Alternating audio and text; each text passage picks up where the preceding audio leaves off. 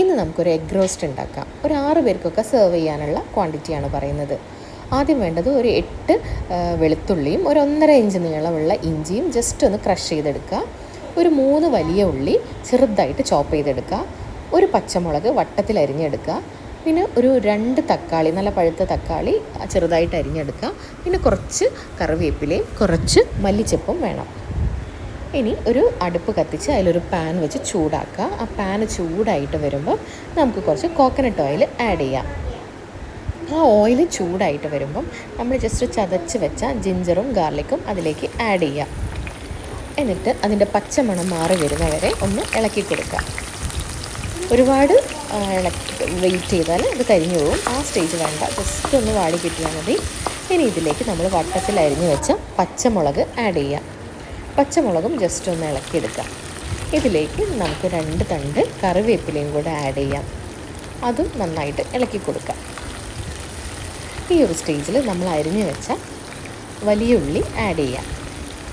വലിയ ഉള്ളി ഞാനിപ്പോൾ ചെറുതായിട്ടാണ് അരിഞ്ഞത്. അത് നമുക്ക് നീളത്തിൽ അരിഞ്ഞാൽ ഈ ചില റെസ്റ്റോറൻറ്റിലൊക്കെ കിട്ടുന്ന ആ ഒരു നീണ്ടത് അതിനൊരു ടേസ്റ്റാണ്. അത് വേണമെങ്കിൽ നമുക്ക് നീളത്തിലും അരിയാം കേട്ടോ. ഇത് കുറച്ചൊരു ഉടഞ്ഞ് കിട്ടാൻ വേണ്ടിയിട്ടാണ് ഞാനിങ്ങനെ ചെറുതായിട്ട് അരിഞ്ഞത്. ഇങ്ങനെ വലിയ ഉള്ളി ആഡ് ചെയ്ത് കുറച്ച് ഉപ്പിട്ട് കൊടുക്കുക. ഉപ്പിട്ടാൽ വേഗം വഴഞ്ഞ് കിട്ടുമെന്നാണല്ലോ പറയുക. അങ്ങനെ അതും ഉപ്പും കൂടെ ഇട്ട് നന്നായിട്ട് ഇളക്കുക. ഒരു ഗോൾഡൻ ബ്രൗൺ ആവുന്ന വരെ നമ്മൾ ഇളക്കി കൊടുക്കുന്നുണ്ട്. കുറേ ഇളക്കി മടുത്തപ്പോൾ ഒരു ലിറ്റിൽ ഹെൽപ്പർ വന്നു. അവളും കുറച്ച് നേരം ഇളക്കി തന്നു. ചെറുതായിട്ടൊന്ന് കൈയൊക്കെ പൊള്ളിച്ചു. അത് കഴിഞ്ഞിട്ട് ഇനി നമുക്ക് മസാലസ് ആഡ് ചെയ്യാം. ഒരു 1/2 ടീസ്പൂൺ മഞ്ഞൾപ്പൊടിയാണ് ആദ്യം ആഡ് ചെയ്തത്. തീ കുറച്ചിടക്കണേ. ഇനി ഇതിലേക്ക് ഒരു 3 ടീസ്പൂൺ മുളക് പൊടി. കാശ്മീരി ചില്ലി ആണെങ്കിൽ നമുക്ക് കുറച്ചും കൂടെ ആഡ് ചെയ്യാം. നല്ല കളറും കിട്ടും, അത്ര എരിവും ഉണ്ടാവില്ല. നമ്മൾ എരിവിനനുസരിച്ച് ആഡ് ചെയ്താൽ മതി നോക്കിയിട്ട്. അങ്ങനെ നമ്മുടെ മുളക് പൊടി ഇട്ടിട്ട് അത് നന്നായിട്ട് ഇളക്കി കൊടുക്കുക. നെക്സ്റ്റ് ഇട്ടത് മല്ലിപ്പൊടിയാണ്. മല്ലിപ്പൊടിയും ഒരു 1.5 ടീസ്പൂൺ മതി. ഒരുപാട് ഇട്ടാൽ നല്ല ടേസ്റ്റ് ഉണ്ടാവില്ല. ഒരു 1.5 ടീസ്പൂണൊക്കെ മതി. അതും ഇട്ടിട്ട് ഇളക്കി കൊടുക്കുക. ഇനി കുറച്ച് ഒരു 1/2 ടീസ്പൂൺ ഗരം മസാലയും കൂടെ ആഡ് ചെയ്യാം.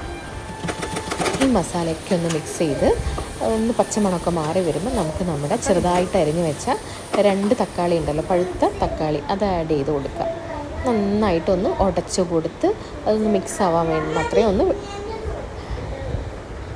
എന്നിട്ട് കുറച്ച് നേരം അടച്ച് വെച്ച് വേവിക്കാം. അപ്പോഴേക്കെല്ലാം ഒന്ന് ഉടഞ്ഞ് വന്നിട്ടുണ്ടാവും. കുറച്ചും കൂടി ഒരു ക്രീമി ടെക്സ്ചറിൽ കിട്ടണം എന്നുണ്ടെങ്കിൽ കുറച്ച് ചൂടുവെള്ളം ആഡ് ചെയ്തിട്ട് വീണ്ടും അടച്ച് വയ്ക്കാം.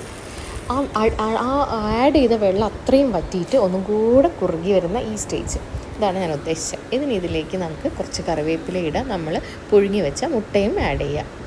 അപ്പോൾ നമ്മുടെ എഗ് റോസ്റ്റ് റെഡി. ഇനി ലാസ്റ്റ് മല്ലിയിലയും ഇട്ട് കഴിഞ്ഞാൽ സംഭവം റെഡിയാണ്. ഇനി നമുക്ക് ചപ്പാത്തീൻ്റെയോ പത്തിരീൻ്റെയോ ഒക്കെ കൂടെ കഴിക്കാം. നല്ല അടിപൊളി ടേസ്റ്റാണ്. വേണമെങ്കിൽ ഒരു നുള്ളു പഞ്ചസാരയും കൂടെ ആഡ് ചെയ്യാം കേട്ടോ. അപ്പോൾ എല്ലാവരും ഒന്ന് ട്രൈ ചെയ്ത് നോക്കൂ.